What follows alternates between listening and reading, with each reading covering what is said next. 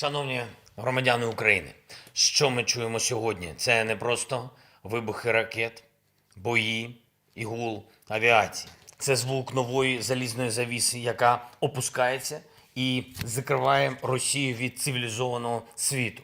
Наше національне завдання, щоб ця завіса проходила не по нашій українській території, а вдома у росіян.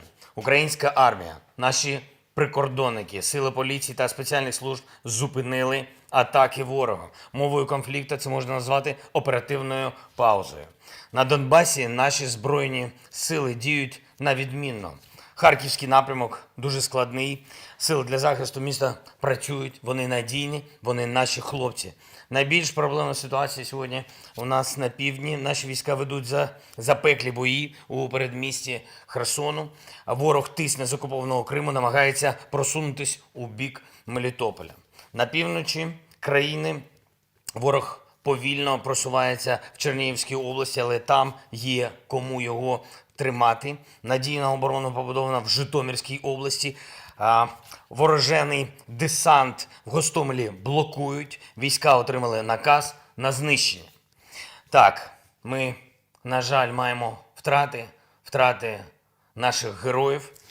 Так, захоплені у полон російські бійці, деяким з них наші лікарі надають допомогу тих, хто здався в полон. Знищено багато російської авіації та багато броньованої техніки. Так, ми бачимо, що багато росіян шоковані тим, що відбувається. Дехто з росіян вже закликає у соцмережах, що вони проти війни. І ми це бачимо. Але керівництво Російської Федерації це навряд чи побачить.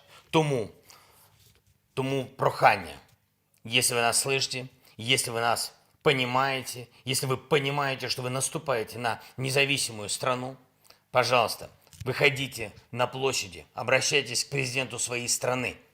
Ми українці, ми знаходимося на своїй землі. Ви росіяни. Зараз ваші військові розпочали війну.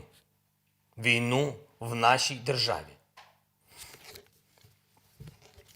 Я дуже б хотів, щоб ви висловлювались на Червоній площі або десь іще на вулицях вашої столиці, в Москві, в Петербурзі та в інших містах Росії.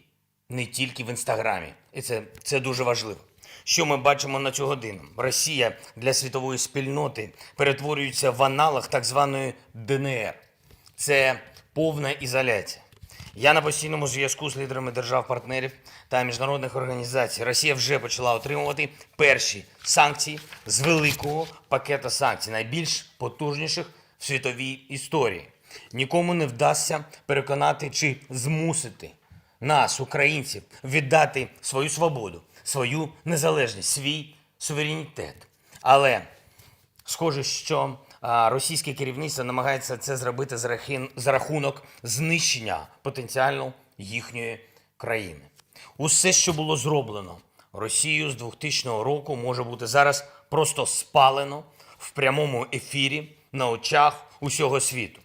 Ми наголошуємо, що не Україна обрала шлях війни, але Україна пропонує повернутися на шлях до миру.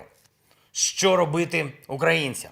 Допомагайте національному захисту. Вставайте до лав Збройних сил України та підрозділів територіальної оборони. Будь-який громадянин з бойовим досвідом буде зараз корисним. Саме від вас і всіх нас залежить, чи вдасться ворогу просунутися далі на території нашої незалежної держави.